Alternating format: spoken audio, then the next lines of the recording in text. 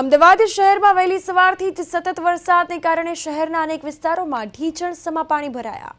નારોલ, મણિનગર, રાણીપ, વાડજ જેવા વિસ્તારોમાં પાણી ભરાવાથી વાહન ચાલકોને ભારે તકલીફ થઈ રહી છે. તો વાસણા બેરેજના 27 ગેટ ખોલાતા સાબરમતી નદીનું સ્તર વધ્યું છે. શહેરમાં એલર્ટ જારી કરવામાં આવ્યું છે. તો આ સાથે જ મણિનગરમાં તેમજ વાડજ અને રાણીપમાં વરસાદી માહોલ, ઢીચણસમા પાણી ભરાતા વાહન ચાલકોને હાલાકી વેઠવાનો વારો આવ્યો છે. પાણી ભરાવાથી વાહન ચાલકોને પારાવાર મુશ્કેલી વેઠવાનો વારો આવ્યો છે. આ સાથે વાસણા બેરેજના દરવાજા ખોલવામાં આવ્યા છે અને સાબરમતી નદી બે કાંઠે વહેતી થઈ છે. આ સાથે વધુ વિગતો માટે અમારા સંવાદદાતા અમદાવાદથી સ્મિત ઉપાધ્યાય જોડાઈ ગયા છે લાઈવ. સ્મિત, અમદાવાદ શહેરમાં વહેલી સવારથી જ વરસાદી માહોલ છે અને હાલ વાસણા બેરેજના ગેટ પણ ખોલવામાં આવ્યા છે, તો તેને લઈને મળતી વધુ વિગતો. જી, ગુજરાત રાજ્યમાં જે મધ્યરાત્રિથી જે દરેક ગુજરાતના જે ખૂણે ખૂણે જે વરસાદે એન્ટ્રી મારી છે અને જે રીતે મધ્યરાત્રિથી જે 3 વાગ્યા પછી જે વરસાદ વરસી રહ્યો છે તે અત્યારે થોભવાનું નામ નથી રહ્યો. અત્યારે હું કેમેરામેનને કહીશ કે દ્રશ્યો બતાવવામાં આવે કે જે રીતે વાસણા બેરેજ છે જે તેના દરવાજા જે 27 દરવાજા છે તે ખોલવામાં આવ્યા છે અને જે ઉપરવાળા વાસમાં જે વરસાદને લઈને સાબરમતી નદીમાં જે પાણીની આવક યથાવત જોવા મળી રહી છે. સંત સરોવર ડેમમાંથી હાલમાં 1,03,300 ક્યુસેક પાણી છોડવામાં આવી રહ્યું છે. વાસણા બેરેજમાંથી 74,159 ક્યુસેક પાણીની જાવક થઈ રહી છે.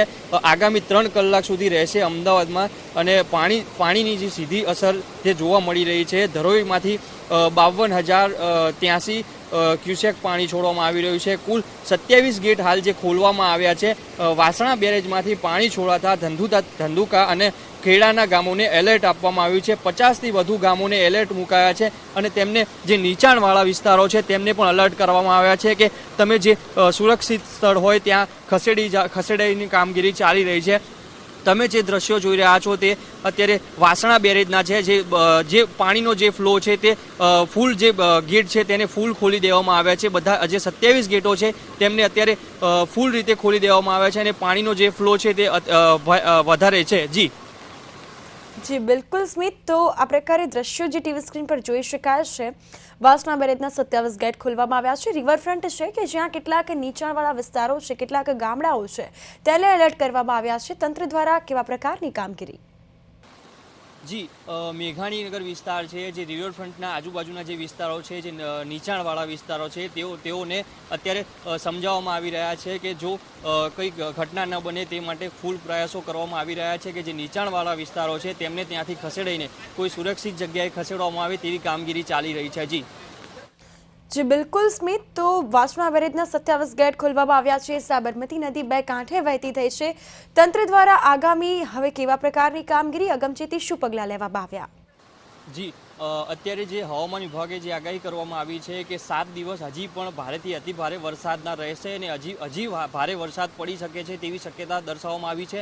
અને જે હવામાન વિભાગ દ્વારા જે આગાહી પણ કરવામાં આવી હતી, જે આગાહી કરીને જે 7 દિવસની જે આગાહી કરી હતી તેમાં જે મધ્યરાત્રિથી જે 3 વાગ્યા બાદ જે વરસાદ શરૂ થયો છે હજી સુધી થોભવાનું નામ નથી લઈ રહ્યો અને જે ભારે પવન સાથે જે વરસાદ અત્યારે ચાલી રહ્યો છે અને જે વાસણા બેરેજના પણ 27 ગેટ જે ખોલી દેવામાં આવ્યા છે અને જે તંત્ર દ્વારા અત્યારે જે નીચાણવાળા વિસ્તારો હોય તેમને પણ અત્યારે એલર્ટ આપવામાં આવ્યું છે કે જે રીતે કોઈ ઘટના ન બની જાય તે માટે સતર્કતા જોવા મળી રહી છે. જી બિલકુલ સ્મિત, તમામ વિગતો બદલ આપનો આભાર. તો આ સાથે જ અમદાવાદ શહેરમાં આજે વહેલી સવારથી જ વરસાદી માહોલ જામ્યો છે.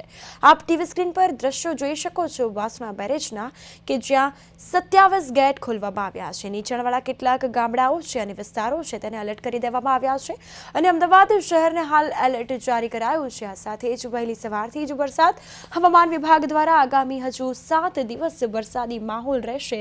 ભાદરવામાં વરસાદે ભારે કરી છે તેવા દ્રશ્યો અમદાવાદ શહેરના સામે આવ્યા છે. કેટલાક વિસ્તારોમાં ભારે તો કેટલાક વિસ્તારમાં ધીમી ધારે વરસાદ જોવા મળ્યો છે. સાબરમતી નદી બે કાંઠે વહેતી થઈ છે. નીચાણવાળા તમામ ગામડાઓ છે તેને તંત્ર દ્વારા સાવચેતીના રૂપે અગમચેતી પગલાં છે તે પણ આપી દીધા છે. આ સાથે તંત્ર દ્વારા સાવચેતીના પગલાં લેવા માટે લોકોને અપીલ કરવામાં આવી રહી છે.